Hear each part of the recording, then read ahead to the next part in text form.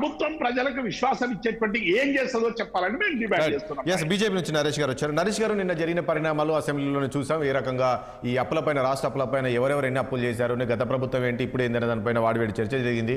So మీ BRS party ఎమ్మెల్యేలు కూడా చెప్పినట్టున్నది, FRBM పరిధి దాటి అప్పులు చేస్తుంది రాష్ట్ర ప్రభుత్వం అని చెప్పేసి చెప్తూ ఉన్నారు. నిజంగా గత ప్రభుత్వం 7 లక్షల కోట్ల అప్పు చేసిందని భావిస్తుందా బీజేపీ? ఇందులో ఎవరు తప్పుడు లెక్కలు చెప్తున్నారు? భారతీయ జనతా పార్టీ ఎమ్మెల్యేలు నిన్న చాలా మాట్లాడారు క్లియర్ గా. దీనికి తెలంగాణ రాష్ట్రం వచ్చిన తర్వాత ఏదైతే మిగులు బడ్జెట్ ఉన్న రాష్ట్రము మనకు ఎదురు లేదని చెప్పిన కేసీఆర్ దాని సంవత్సరం తిరగక ముందే అప్పుల గుబిలోకి నెట్టేసాడు.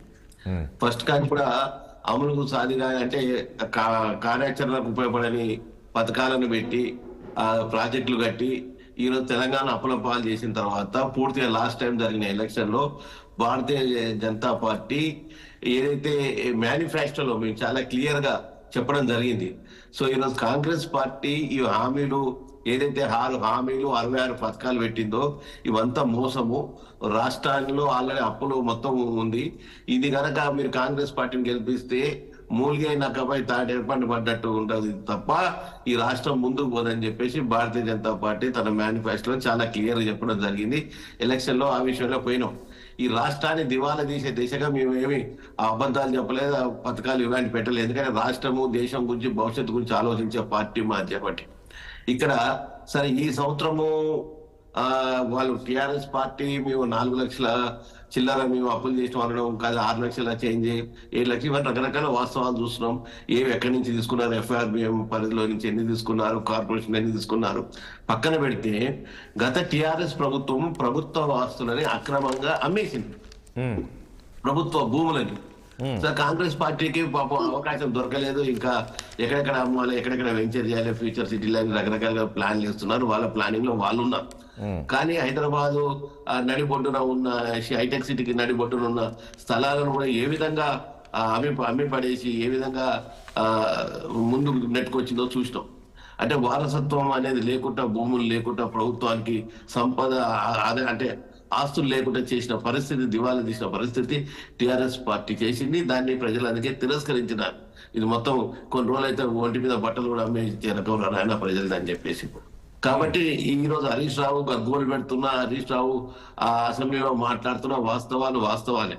కానీ దాన్ని కంటే ఎక్కువ ఈరోజు కాంగ్రెస్ పార్టీ వాళ్ళు అమలు కానీ ఏదైతే రకరకాల స్కీమ్స్ ఇచ్చిరో ఆ స్కీమ్స్ ఇంప్లిమెంట్ చేయలేక మూలుగుతా ఉన్నారు. సో కనీసం రైతు ఏదైతే భద్రతకు సంబంధించిన రైతు బంధు ప్లేస్ లో పెట్టిన స్కీమ్ కూడా ఈ రోజు వాళ్ళు పూర్తిగా ఇంప్లిమెంట్ చేయలేకపోయారు.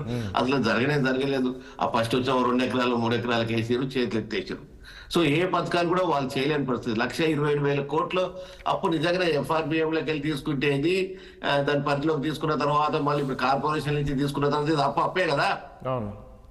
కానీ మేము 66,000 కోట్లు అప్పు కట్టినాము టిఆర్ఎస్ చేసిందని అది నిజమే. ఇప్పుడు అప్పులైతే కడుతున్నారు. రేపు ఇంకోటి వచ్చిన అప్పులు కట్టాల్సిందే. కాంగ్రెస్ పార్టీ కాదు, ఎవడొచ్చిన అప్పులు కట్టాల్సిందే. ప్రభుత్వాలు ఎందుకు నరేష్ గారు ఆ స్థాయిలో అప్పులు చేయాల్సిన పరిస్థితి ఎందుకు వచ్చింది గత ప్రభుత్వం?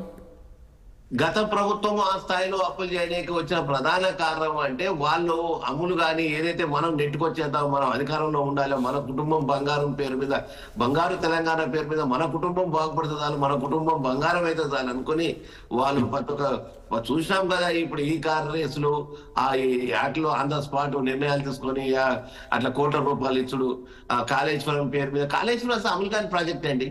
ఎంతో మంది రిటైర్డ్ ఇంజనీర్లు తెలంగాణ కోసం కొట్లాంటి ఇంజనీర్లు అందరూ కూడా లభో మొత్తుకున్నారు. అయ్యా ఇది పాసిబిలిటీ కాదు, ఇది అవైలబుల్, ఇది కనీసం మేనేజ్ చేయలేము. ఈ 10,000 కోట్ల రూపాయలు కరెంటు బిల్లు కట్టడం పెట్టి నీళ్లు తరలించడం ఏంటి, అసలు ఇది ఎంతవరకు పాసిబుల్ కొంతమంది కోనా మేధావుల సలహా వినడమో, లేకపోతే రాజశేఖర రెడ్డి గారు ఇక్కడ ఉన్న ప్రాజెక్టుల మీద సంపాదించిన ప్రాజెక్టుల పేరు మీద సార్ మనం కూడా ఈ ప్రాజెక్టులన్నీ పెట్టుకొని పోదాం అనుకునడం, ఇండియా అనుకోవడం మొత్తం మీద అయితే ఇక అవన్నీ ఒక పర్యాటక ప్లేస్ లేదు తప్ప ఈరోజు నీళ్ళు ఇచ్చే పరిస్థితి ఏమున్నది. ఈరోజు బంగాళాఖాతంలో నీళ్లు కలుస్తూనే ఉండే, పోయి గోదావరి నీళ్లు నదిలో కలుస్తూనే ఉండే, సముద్రంలో అంతా అమలు కాకుండా ఒకదాని మీద ఒకటి. సో ఇవన్నీ చేసుకుంటూ వచ్చారు. ఆ రైతు బంధు కూడా 1,000 ఎకరాలు ఉన్నోనికి, లక్షల ఎకరాలు, ఇప్పుడు 1,000 ఎకరాలు ఉన్నోనికి కూడా రైతు బంధు పడుతుంది. కోట్ల రూపాయలు డ్రా చేసారు. ఇప్పుడు మల్లారెడ్డి లాంటి అంటారు దాంట్లో నిజంగా పేదలకు సంబంధించి 5 ఎకరాలు 10 ఎకరాలు పెట్టుకొని నిజంగా కూలీలకు చేసి ఉంటే ఈ రోజు ఆర్థిక వ్యవస్థ కొంచెం ఏమంటే Right. Okay, నరేష్ గారు. ప్రజలు బతుకుతూ ఉంటుండే. రైట్ మళ్ళీ వస్తాను నరేష్ గారు హలో. please. నరేష్ గారు మళ్ళీ వస్తాను మీ దగ్గరికి ప్లీజ్ మళ్ళీ వస్తాను చరణ్ కౌశిక్ గారు చరణ్ గారు చూసాం కదా నిన్న జరిగిన పరిణామాలు